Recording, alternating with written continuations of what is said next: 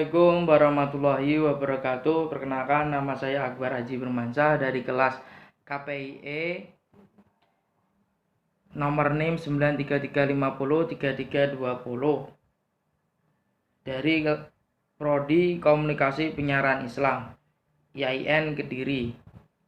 Di sini saya akan menerangkan pengertian takrif. Pengertian takrif atau definisi takrif secara etimologi berarti pengertian atau batasan sesuatu. Takrif disebut juga al-qaul al-syarih atau ungkapan yang menjelaskan. Kullu dalu alama hiya syai'i, kalimat yang menunjukkan hakikat sesuatu. Sedangkan menurut ahli mantik, takrif adalah teknik menjelaskan sesuatu yang dijelaskan untuk diperoleh sesuatu pemahaman secara jelas dan terang dengan menggunakan tulisan maupun lisan. Dengan demikian, takrif menyangkut adanya sesuatu yang dijelaskan, penjelasan itu sendiri, dan secara menjelaskan. Adapun pengertian lain juga menerangkan bahwa takrif secara lugawi adalah memperkenalkan, memberitahukan sampai jelas dan terang mengenai sesuatu. Secara mantiki, takrif adalah teknik menerangkan baik dengan tulisan maupun lisan yang dengan diperoleh pemahaman yang jelas tentang sesuatu yang diterangkan atau diperkenalkan. Pembagian takrif. Takrif dibagi menjadi 3 macam, yaitu 1. Had atau definisi esensial.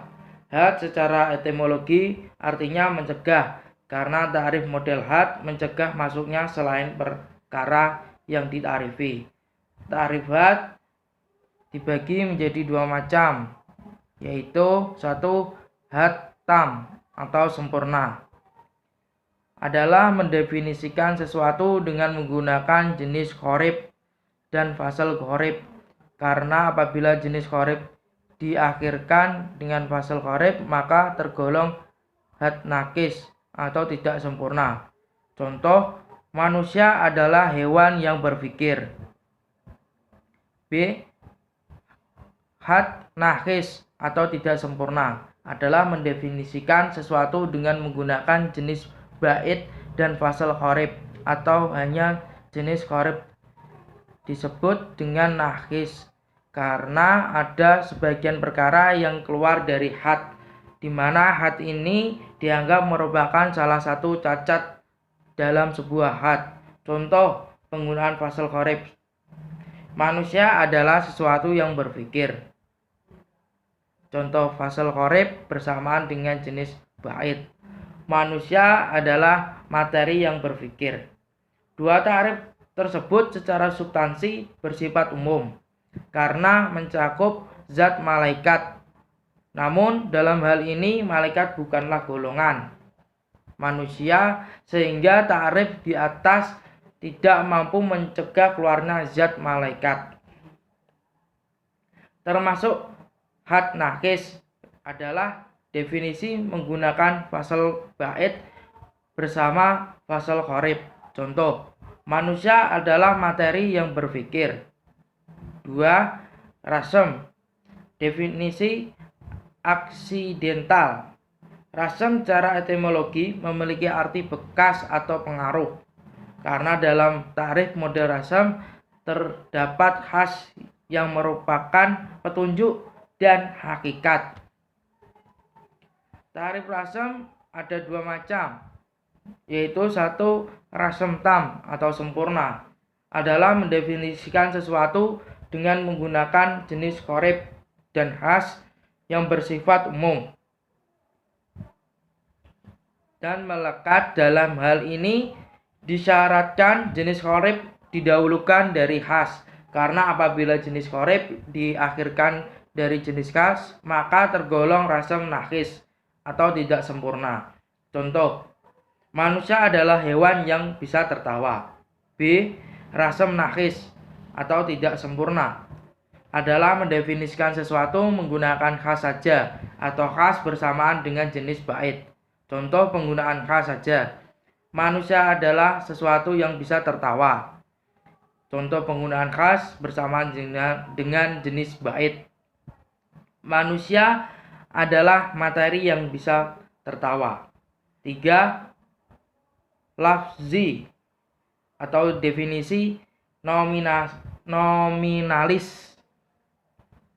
adalah mendefinisikan sebuah lafaz menggunakan lafaz lain yang semakna dengan dan menurut pendengaran dianggap lebih dikenal atau sesuatu yang dengan menggunakan kata muradif atau sinonim yang lebih jelas dari mu'araf.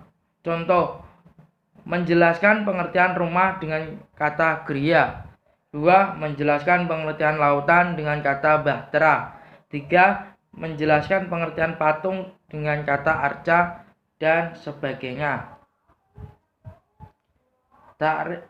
Catatan, takrif menggunakan fasal atau ka saja tanpa disertai lafaz lain adalah menurut pendapat ulama yang memperbolehkan pendefinisian sesuatu menggunakan lafaz mufrad atau kata tunggal. Versi lain sebagaimana Imam Az-Zarkashi mengatakan bahwa mendefinisikan sesuatu dengan lafaz menurut tidak diperbolehkan. Salah syarat takrif. Takrif menjadi benar dan dapat diterima jika syaratnya terpenuhi. Antara lain, takrif harus jami mani atau mutharid munakis. Secara lugawi jami berarti mengumpulkan dan mani adalah melarang. Dalam ilmu mantik, jami berarti mengumpulkan semua satuan yang ditakrifkan ke dalam takrif. Sedangkan mani berarti melarang masuk segala sesuatu hakikat lain dari yang ditakrifkan ke dalam takrif tersebut.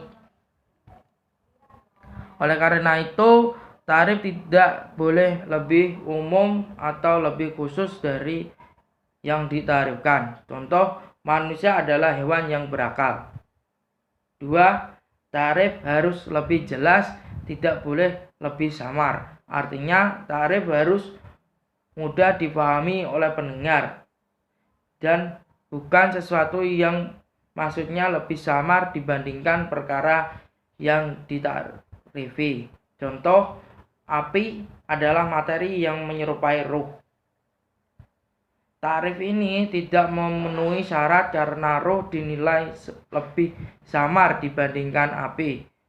Karena ruh banyak diperdebatkan sehingga yang terjadi takrif bukan memberikan penjelasan namun justru menambah ketidakjelasan bagi pendengar. 3. Takrif tidak boleh musyawi atau setingkat kesamarannya.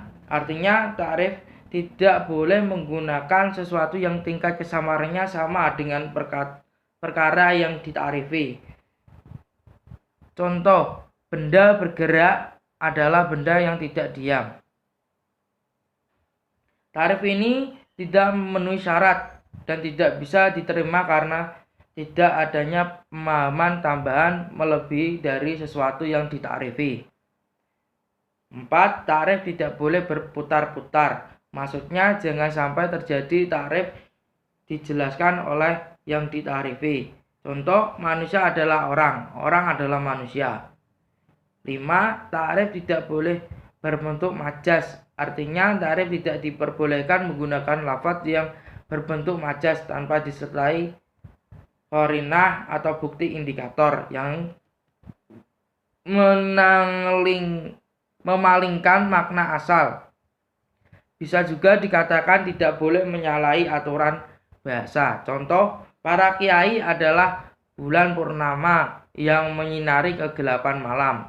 Kata bulan purnama dalam definisi ini adalah kiasan dari seorang ulama yang mengayomi semua masyarakat. 6.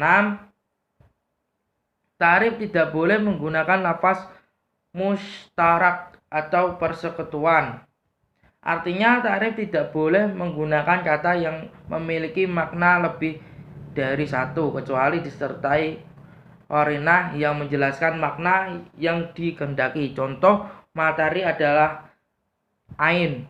Kata ain memiliki makna arti seperti mata, sumber air, matahari, dan emas. Hal ini tidak diperbolehkan kecuali dibarengi dengan qarinah yang mengarahkan pada salah satu makna di antara beberapa makna tersebut. 7. Ta'rif berbentuk rasm tidak boleh menyertakan sesuatu hukum. Artinya dalam rangkaian ta'rif berbentuk rasm tidak diperbolehkan mencantumkan hukum karena penghukuman atas sebuah perkara merupakan pembagian dari pentasawuran perkara tersebut. Contoh fa'il adalah isim yang dibaca rofa. Hal ini tidak diperbolehkan manakala hukum dijadikan salah satu juz penyusun rasm. 8. Ta'rif tidak boleh memasukkan lafaz au dalam ta'rif had dan boleh dalam ta'rif rasm.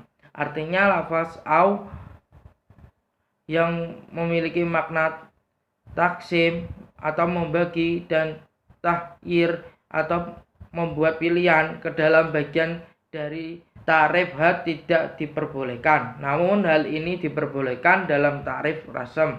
Contoh dalam ta'rif had, manusia adalah hewan yang berakal atau berpikir. Contoh dalam ta'rif rasm, manusia adalah hewan yang bisa tertawa dan atau menangis. Kesimpulan, ta'rif adalah memperkenalkan, memberitahu sampai jelas dan terang mengenai sesuatu dengan lengkap dan sempurna. Ta'rif dibagi menjadi 3 macam, yaitu had atau definisi esensial adalah mencegah masuknya selain perkara yang dita'rifi. 2. Rasm atau definisi aksidental, terdapat khas yang merupakan petunjuk dan hakikat. 3. Lafzi atau definisi nominalis adalah mendefinisikan sebuah lafaz menggunakan lafaz lain yang semakna dan menurut pendengar sami dianggap lebih dikenal, atau suatu yang didefinisikan dengan menggunakan kata mufradif yang lebih jelas dari mufrad. Ta'rif menjadi benar dan dapat diterima jika syarat-syaratnya terpenuhi, antara lain ta'rif harus jami' mani atau mutbarid munakis. 2. Ta'rif harus lebih jelas, tidak boleh lebih samar. 3. Ta'rif tidak boleh musyawi. 4. Ta'rif tidak boleh berputar-putar. 5. Ta'rif tidak boleh berbentuk majas. 6. Ta'rif tidak boleh menggunakan lafaz mustarak. 7. Ta'rif berbentuk rasm tidak boleh menyertakan suatu hukum. 8. Ta'rif tidak boleh memasukkan lafaz au dalam ta'rif had dan boleh dalam ta'rif rasm. Oke, itu pengertian dari saya.